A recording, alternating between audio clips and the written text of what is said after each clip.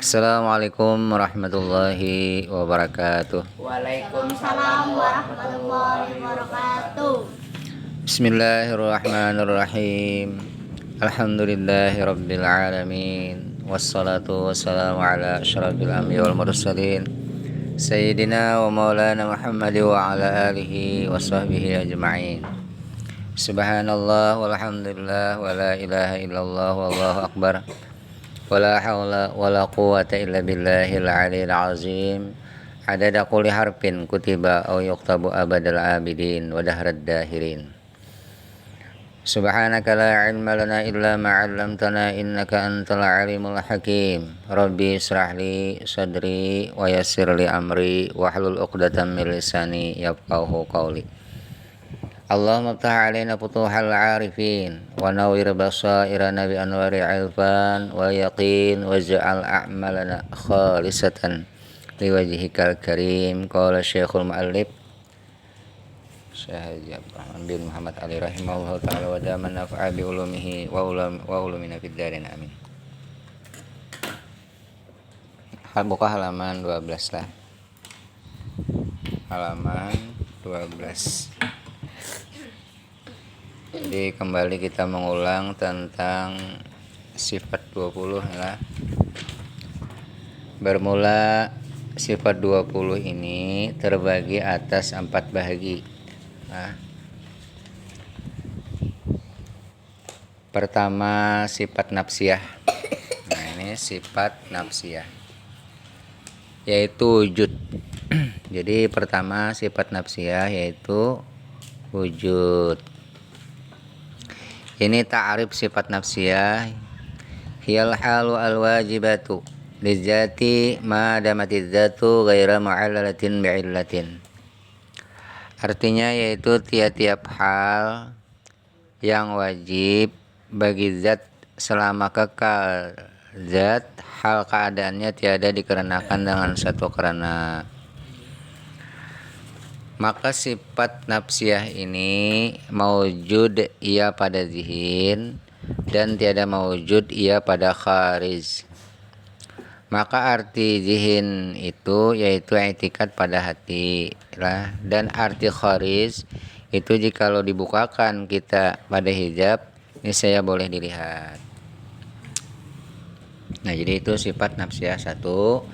Adapun sifat salbiyah yaitu ada 5.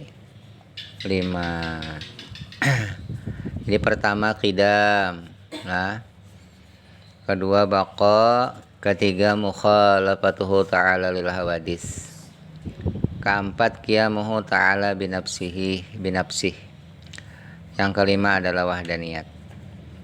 Nah, jadi sifat salbiyah ini ada 5. Ini ta'rif sifat salbiyah lah. Hiya kullu sifatin dallat ala nafi ma la yaliqu bihi jalla wa azza. Artinya yaitu tiap-tiap sifat yang menunjukkan atas menafikan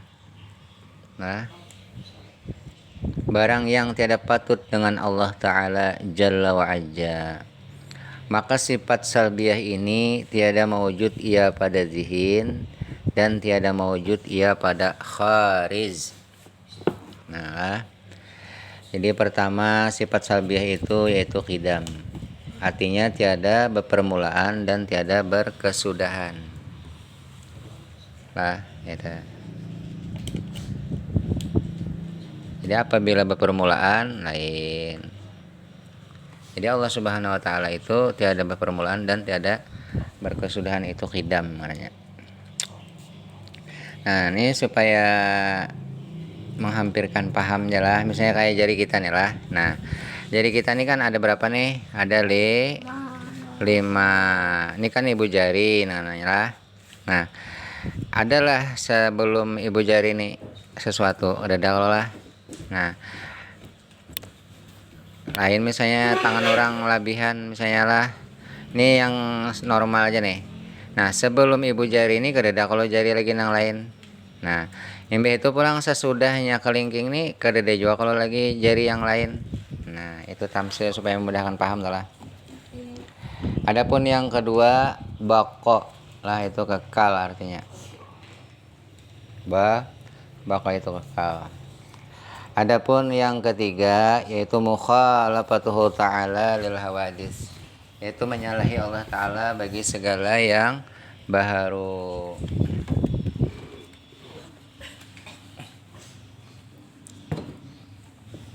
Nah, jadi apa jua pun yang menyerupai dengan yang baharu itu lain. Nah, jadi umpamanya kita tuh menyembah Allah Subhanahu wa taala. Jadi kita kadang menyembah selain daripada Allah.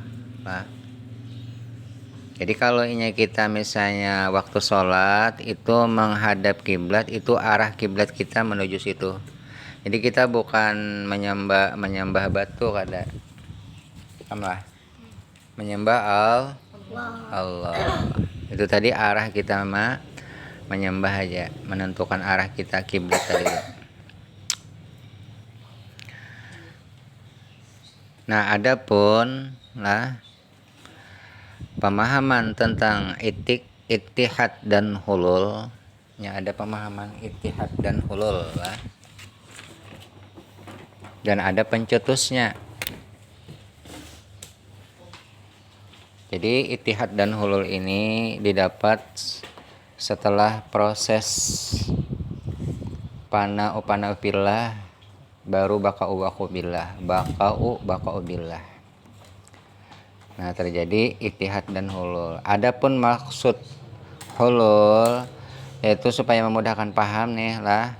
Hulul itu seperti nangkaya menuang banyu ke dalam cangkir. Artinya banyu tadi dikurung oleh cangkir. Nah, itu hulul ngarannya. Kalau ittihad tadi bersatu. Nah, bersatu ini contoh lah supaya memudahkan paham, nang kayak gula lawan kopi dan banyu dibuat ke dalam situ, diudak lalu menjadi satu lah. Nah, itu ngarannya ittihad. Nah, ini memang ada pencetusnya. Nah, mereka yang mempaham seperti ini orang yang asyaddu hubban lillah, orang yang bersangatan cinta kepada Allah. Dan mereka ini istighraq fi bahrit tauhidiyah.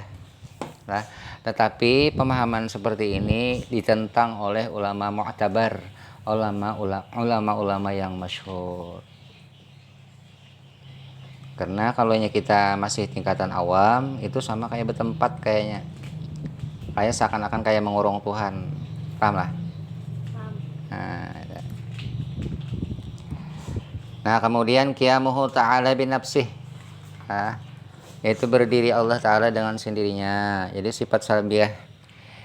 Yang keempat adalah qiyamuhu ta'ala binafsihi. Nah, adapun yang terakhir yaitu wahdaniyat. As-sapi sifat, as-sapi zat,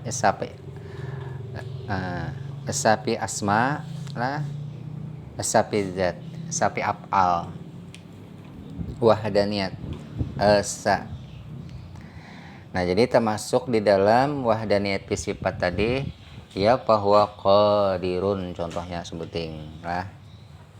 Keluman gini lah, terus sifat ma'ani kana. Nah, wahdaniyatnya asa artinya.